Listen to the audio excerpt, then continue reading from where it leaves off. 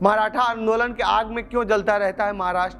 क्या है मराठाओं की मांग और क्यों नहीं मिल रहा है आरक्षण? सियासी रूप से कितने ताकतवर है मराठा? महाराष्ट्र में इन दिनों मराठा आंदोलन एक बार फिर अपने चरम पर है। सोमवार यानी 30 अक्टूबर को जमकर हिंसा और आगजनी देखने को मिली। प्रदर्शनकारियों ने 3 विधायकों के घरों और कार्यालयों में तोड़फोड़ की है और आग लगा दी है। साथ ही एक नगरपालिका भवन को फूंकने के साथ साथ सड़क को भी जाम कर दिया है। बीड जिले में मराठा आरक्षण को लेकर चल रहे आंदोलन के दौरान सोमवार की शाम को हिंसा की कई घटनाएं देखने को मिली। इस दौरान पुणे से बीड और लातूर जाने वाली बसों को फिलहाल रोक दिया गया है। इतना ही नहीं, आंदोलनकारियों ने बीड जिले के माजल गांव में अजीत पवार गुट के एनसीपी विधायक प्रकाश सोलंके का बंगला भी फूंक दिया है। इससे बंगले में खड़ी 8 से 10 गाड़ियों जलकर खाक हो गई।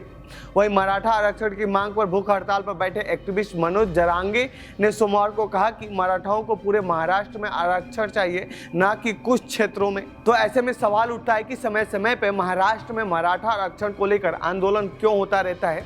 तो आइए इस रिपोर्ट में इन्हीं सभी सवालों के जवाब जानते हैं। इस आंदोलन को समझने के लिए सबसे पहले हमें समझना होगा कि मराठा कौन है। महाराष्ट्र में मराठा कौन है?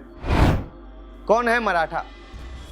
मराठा आरक्षण की मांग को लेकर अनशन कर रहे मनोज जरांगे का कहना है कि मराठा और कुणबी एक ही है, जबकि संभाजी ब्रिगेड का मानना है कि महाराष्ट्र के जो लोकल लोग हैं वो मराठा हैं। राष्ट्रगान में भी मराठा को भौगोलिक इकाई के तौर पर बताया गया है। जो लोग महाराष्ट्र में रहते हैं उन्हें मराठा बताया गया है। तो वहीं कुणबी एक समाज है, वह भी मराठा के अंतर्गत ही आता है। ये वो लोग हैं जो छोटे किसान हैं, जो कि खासकर बारिश पर निर्भर रहते हैं और खेती बाड़ी करते हैं। खेती खत्म होने के बाद ये युद्ध भी करते थे। महाराष्ट्र में मराठा और कुणबी को मिलाकर करीब 33% आबादी है।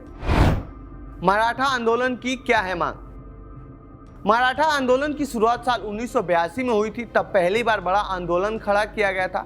मराठी नेता अण्णा साहेब पाटिल ने आर्थिक आधार पर मराठा आरक्षण की मांग की थी। सरकार ने उनकी मांग को नहीं माना तो अण्णा साहब पाटिल ने आत्महत्या कर ली थी।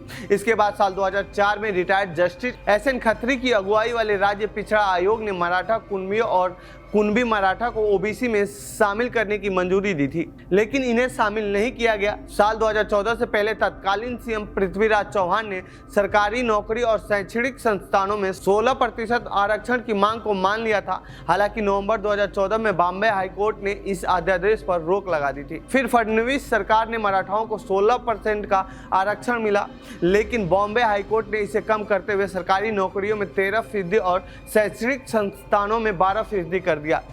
मई 2021 में सुप्रीम कोर्ट ने भी इसे रद्द कर दिया और कहा कि आरक्षण की 50% सीमा को नहीं तोड़ा जा सकता है। सियासत में कितने ताकतवर हैं मराठा? महाराष्ट्र की सियासत में मराठाओं का अच्छा खासा दखल है। साल 1950 से 1980 के दशक तक मराठाओं की पसंद कांग्रेस हुआ करती थी, लेकिन समय के साथ इनकी भी सियासत बदली और मराठा 1980 के बाद एनसीपी की ओर चले गए। बाद में शिवसेना और फिर बीजेपी की तरफ इनका रुझान बढ़ गया। अनुमान है कि अब बीजेपी को मराठा कुणबी समुदाय में अच्छे खासे वोट मिलते हैं। मार्च 2021 में सुप्रीम कोर्ट ने भी कहा था कि महाराष्ट्र में मराठा सामाजिक और राजनीतिक रूप से काफी सक्षम है। सुप्रीम कोर्ट ने कहा था कि महाराष्ट्र के 40% से ज्यादा विधायक और सांसद मराठा समुदाय से होते हैं। एक स्टडी के मुताबिक महाराष्ट्र के विधानसभा चुनाव में लगभग 45% सीटें मिलती हैं।